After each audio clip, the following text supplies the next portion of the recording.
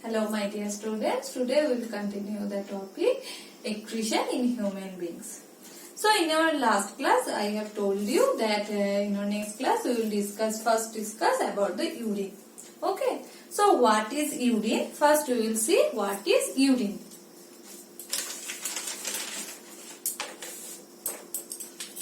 So first our first topic is what is urine. Urine is the filtrate left over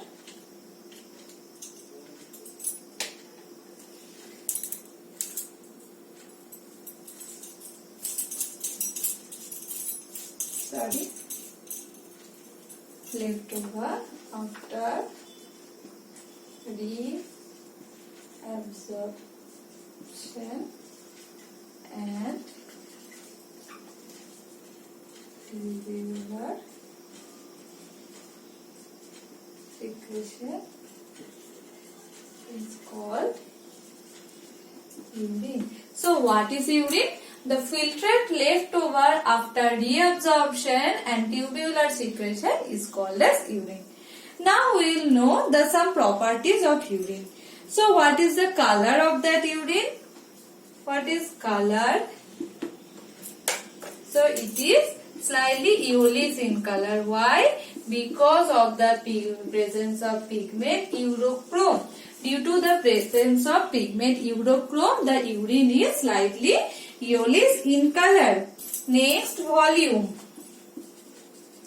What is the volume of urine? 1.5 to 1.8 liter. That is the volume of the urine. Next, pH. pH that is 5 to 8. Okay, pH may be 5 to 8. Odor.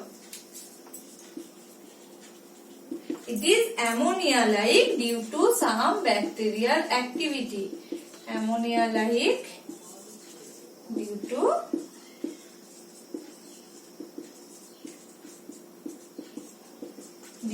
bacterial activity, it is ammonia-like, and specific gravity is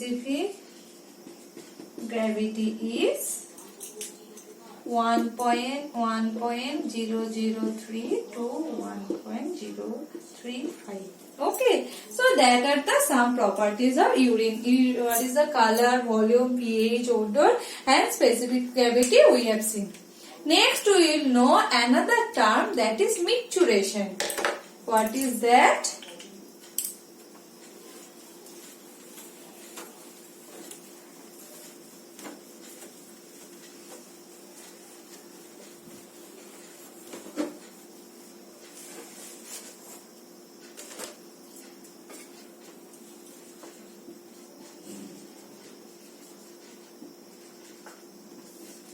Another term, that is micturition, and we have to know what is micturition.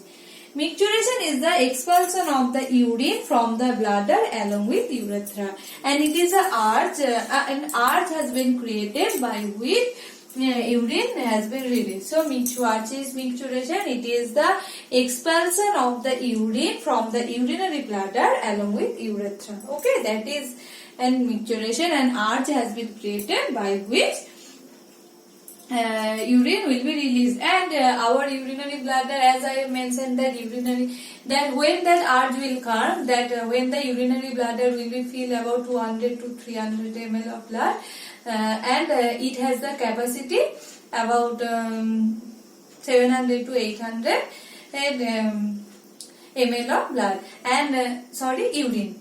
And what will happen in that case? That means arch has been created. That means when the urinary bladder will be filled with that much of urine, that what will happen? That the structure will be stressed, and some stress receptors are also present in urinary bladder. They will send a reflex action, and with the help of that brain, our arch of urination will come. Okay, and it is called as micturition. Now, next topic is that hormonal control.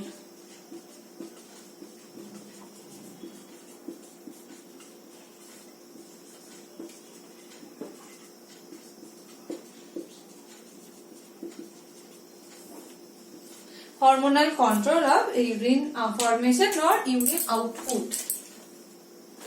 Urine output. That means what amount of urine will be released. Sometimes it is dependent on some hormones. So that means which is called as ADH, anti-diuretic hormone, or its alternative name is vasopressin, anti-diuretic hormone, and its alternative name is vasopressin. So what is the function of that antidiuretic hormone?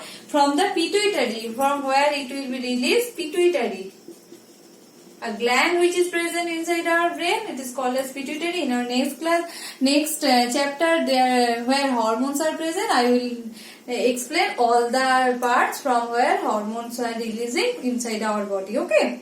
So pituitary is present in our brain, and which part of the pituitary? Posterior pituitary. Pituitary is having two parts, anterior pituitary and posterior pituitary. From the posterior pituitary, a hormone is released which has a role in case of urine production of urine or urine output, and it helps to maintaining the blood pressure. It helps to maintaining the blood pressure. How? That means, just imagine if ADH secretion is reduced. If ADH secretion is reduced, then the volume of the urine will be increased. Okay. What happens? Just imagine that your body is in dehydrated condition. So that time we will not excrete a huge amount of water through urine. So that amount of water need to be reabsorbed, okay, or taken back. So that ADH is acting on that distal convoluted tubular part. That ADH is acting, and what will happen? They will help to reabsorb the water. Okay, so if the secretion of ADH is increased, that means they will help to intake of water, and the amount of urine will be less.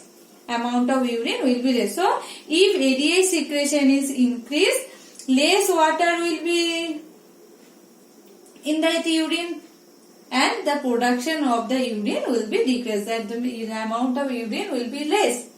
Okay, and that means amount of water in the urine will be less. And if ADH secretion is reduced, increased production of urine will be there. And here you will get another term which is diabetes insipidus.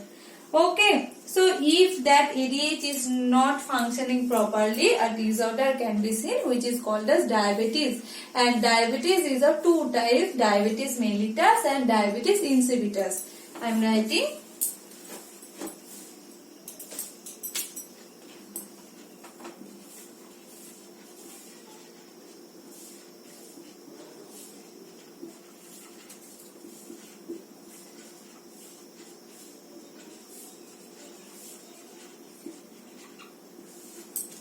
So, diabetes insipidus and diabetes mellitus. So, when diabetes insipidus occurs, it occurs due to insufficient ADH hormone. So, if the ADH hormone is not insufficient ADH hormone, it occurs due to release of insufficient ADH hormone. That means much water will be in that urine. Much water in urine. Okay, and that time the person will feel to urinate more. And second water is, that is excess glucose passes with the urine. So if excess glucose passes with the urine, that condition is called as diabetes mellitus. Okay, so these are the two disorders. Next we will see another part, that means what will happen if our kidney is damaged or if it is not working properly. Then a system will be used which is called as artificial kidney. So next we will read about artificial kidney.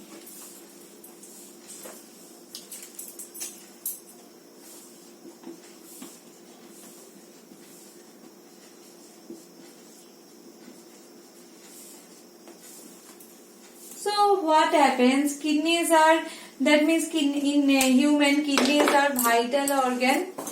As you can see that kidneys are vital organs for survival because it helps in urine formation. But there are some several factors like infection, injuries, or restricted blood flow to kidney will reduce the activity of the kidney.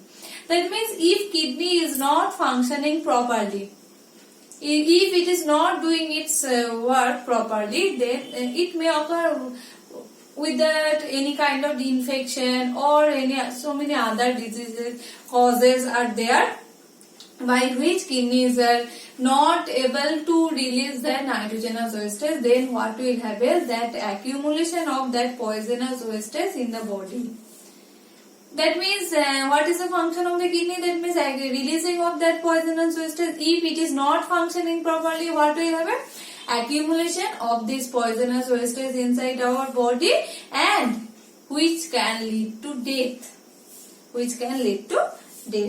So doctors or scientists have made a device which is called as artificial kidney, and with the help of that device, that artificially the excretory material or harmful substances can be released out from the body. Okay, so it is, how does it look and by which substances it is made up. So it is contains a certain number of tubes with a semi-permeable lining, and is suspended with a fluid which is called a dialyzing fluid, and it has the same osmotic concentration of the blood, and but this blood is having that nitrogenous waste, but this dialyzing fluid is not having any type of nitrogenous wastage. Okay, so that dialyzing fluid is having the same osmotic concentration with the blood devoid of nitrogenous wastage. So what will happen? The blood will be released from the patient body through and it will be passed through that tubes. I will show the diagram. That is a diagram. Look, that the blood is passed.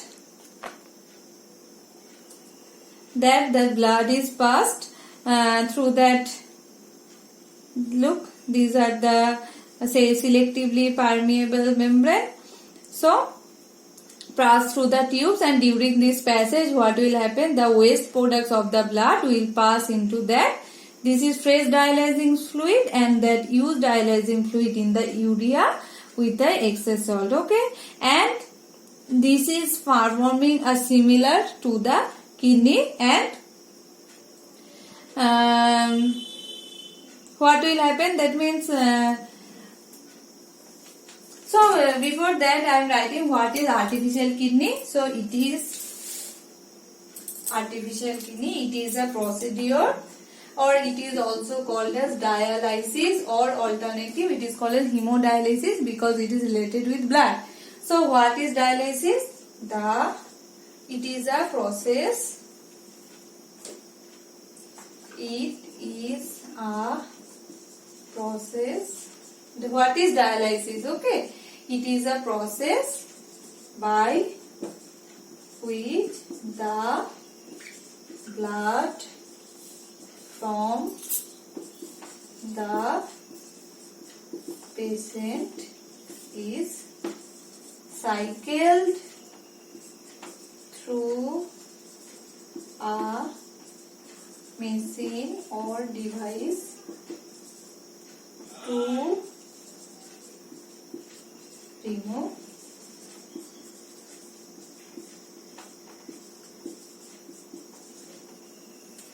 remove matter. So it is a process by which blood from a patient is cycled through a machine or device to remove metabolic waste, particular nitrogenous waste, and it is called as artificial kidney. So blood from that patient, what happens? There is radial artery. As I have mentioned that there is a radial artery, and from the radial artery of the arm is led to a machine and returned to some vein of the same arm after purification of the blood. I am repeating what happens, that is the blood from the radial artery in the arm is led into a machine and returned to some vein of the same arm after purification of blood. And what happens, that is some heparin, that means anticoagulant, is mixed into that blood and cooled because the temperature is high, cooled and passed into that cellophane tube-like structure, that is semi-permeable, and nitrogenous products, sulfur, phosphates and blood passed into that dialyzing fluid, and purified blood is warmed and mixed with that anti-heparin. First we have mixed that heparin, so after purification the anti-heparin will be mixed and the passed back into the vein. Okay, so you have to remember that dialyzing fluid is having important role because it has the same osmotic concentration of the blood, which is helping in that filtration. So that is artificial kidney, and by this process that purification of the blood has been done, and it takes 3 to 4 hours of time. Generally it takes 3 to 4 hours of time. Okay, so with that we have completed that excretion in human beings. So one small part is left, that is excretion in plants. Next we will see excretion in plants.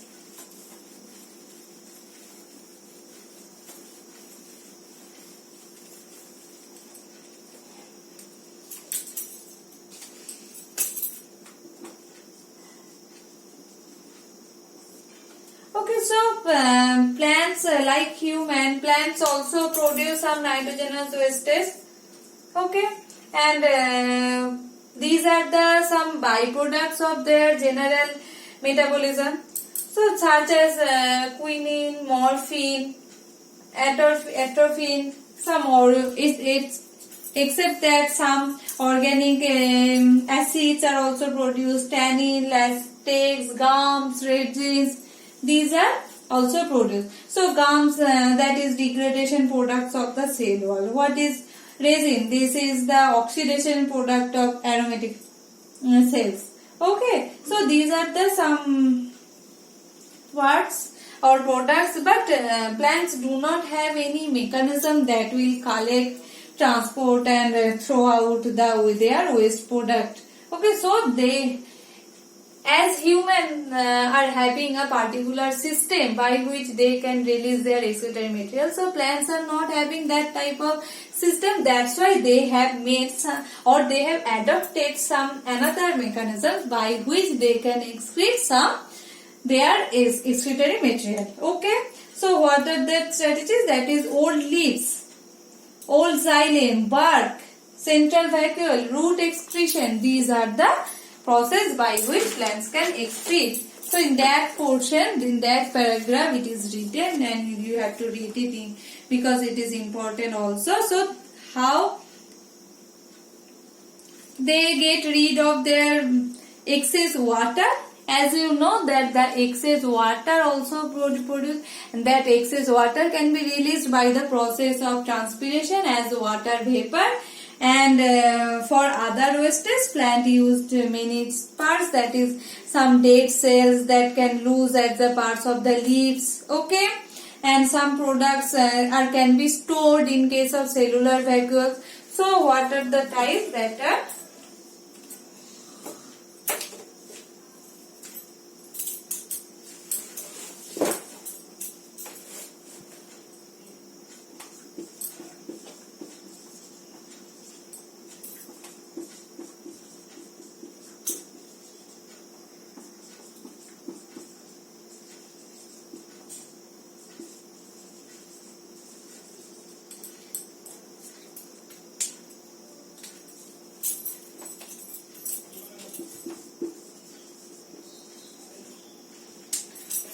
What are these products? That are many dead cells, driven parts like leaves, many plants waste parts are stored as cellular vacuoles. The next part is cellular bark.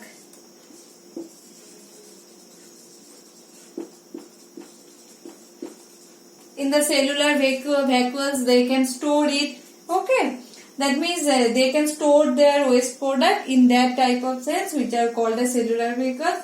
And old leaves means that waste products are stored in old leaves and they will, after that they will fall off.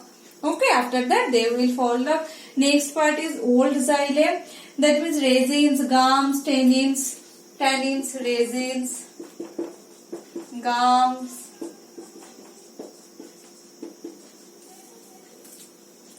Okay, resins, gum, tannins are waste products that are deposited in that part and become non-functional. That is, the example is hardwood. Okay. And next part is bark. That is, bark consists of dead cells which will be peeled off after some time. That means periodically. And next part is cellular vacuoles. That means many plants can store their substances into a vacuole which is called as cellular vacuoles. Okay. And that means leaves will fall off, that tannins, resins, they will be released out.